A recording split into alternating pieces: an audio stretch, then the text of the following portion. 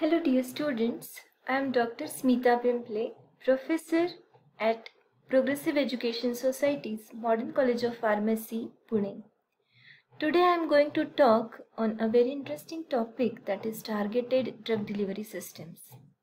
Students, before I proceed, I would like to go through learning objectives for this chapter. Student must be able to define the targeted delivery systems, list the advantages of targeted delivery systems.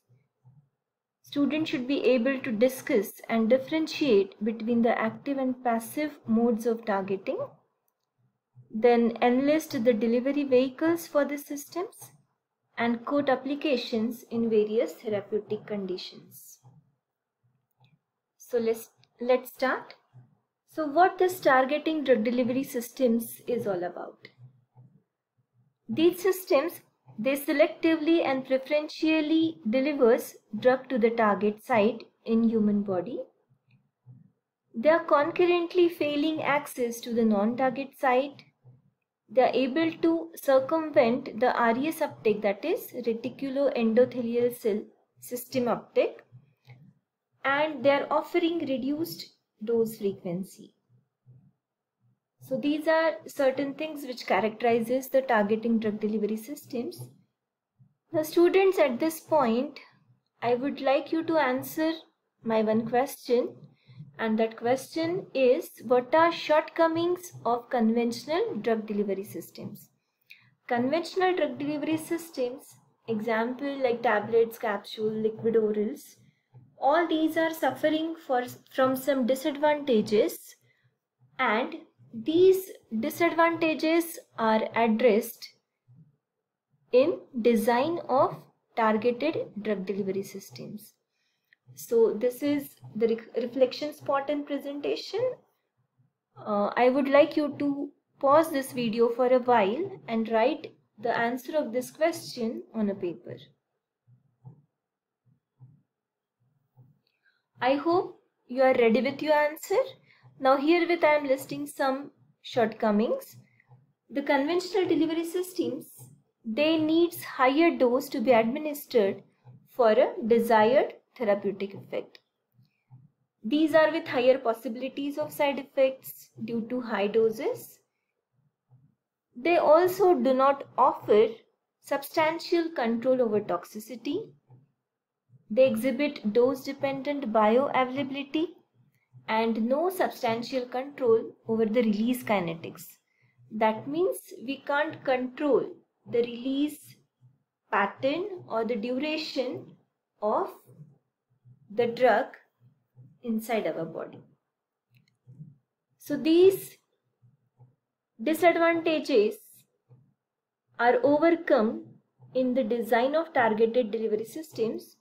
So these systems offer certain advantages over conventional ones, and the advantages are, we require very lower doses as compared to conventional delivery systems, and because of this, it offers a great control over toxicity profiles.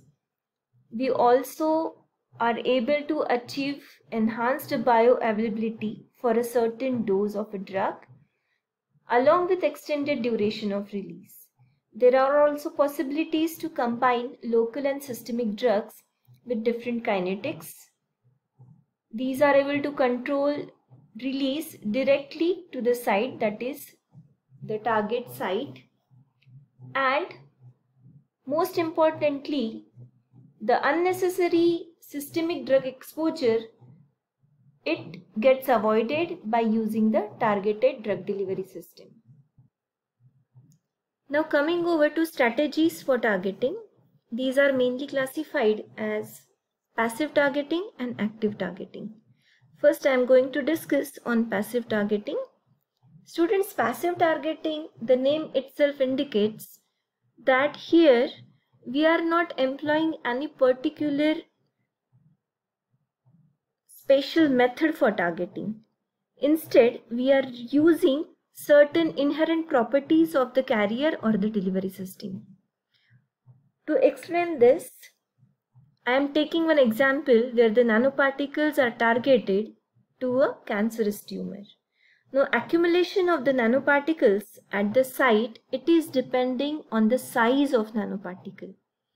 So here, for passive targeting, physicochemical properties such as size or charge, it is used to target the carrier inside our body. Now here in figure, I am explaining how the passive targeting is delivering the drug at exact tumor site.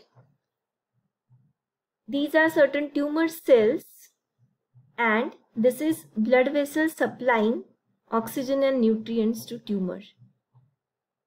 Now these blood vessels supplying to cancer tumors, they exhibit some leaky vasculature. That means their wall has perforations through which the extravasation of the nanoparticle takes place, and these nanoparticles gets accumulated inside the tumor. But at the same time, the tumor exhibits poor lymphatic drainage, and due to this, the residence time of nanoparticle and released drug, it gets enhanced inside the tumor, and targeted delivery as well as a longer retention of the drug at site is achieved. Now this is referred as enhanced permeation and retention effect. So this is one of the example where passive targeting is employed. Now we will study about active targeting. Active targeting is using specific markers in the diseased cells which are not expressed by healthy cells. For example, some molecules are attached to carrier cells like certain proteins or some polysaccharides, or in case of tumor targeting, like the moieties we can use which can be targeted to bind to folate receptors which are overexpressed in the cancer cells, or sometimes antibody which may be raised against a particular antigen such as anti-CEA antibody. A large number of biological ligands, they are identified and studied for facilitating active targeting.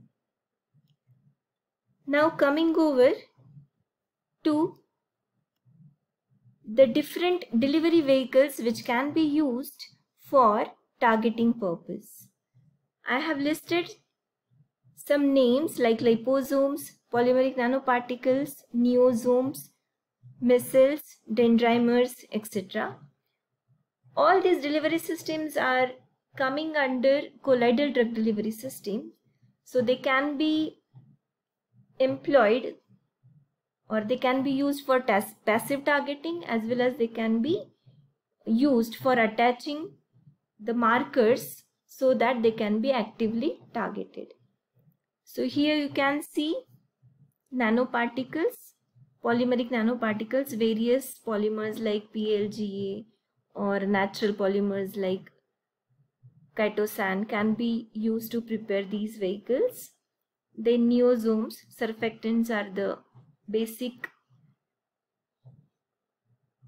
carriers which is used or building material which is used. Then dendrimers, micelles and liposomes, which are nothing but the lipid bilayers and mostly used to incorporate hydrophobic drugs or lipid soluble drugs. Now, application point of view, the targeted delivery systems offers more effective therapies in the diseases which are otherwise very difficult to treat with conventional delivery systems. So applications include cardiovascular diseases, cancerous tumors, tuberculosis, brain targeting, which is very difficult otherwise to target because of existence of blood-brain barrier, diabetes, regenerative techniques, and stem cell therapy utilizes targeted drug delivery system approach to increase the effectiveness of the therapies. So students, this is all about targeted drug delivery systems. I hope you understood whatever points I covered today. Thank you very much for listening the lecture patiently. Thanks once again.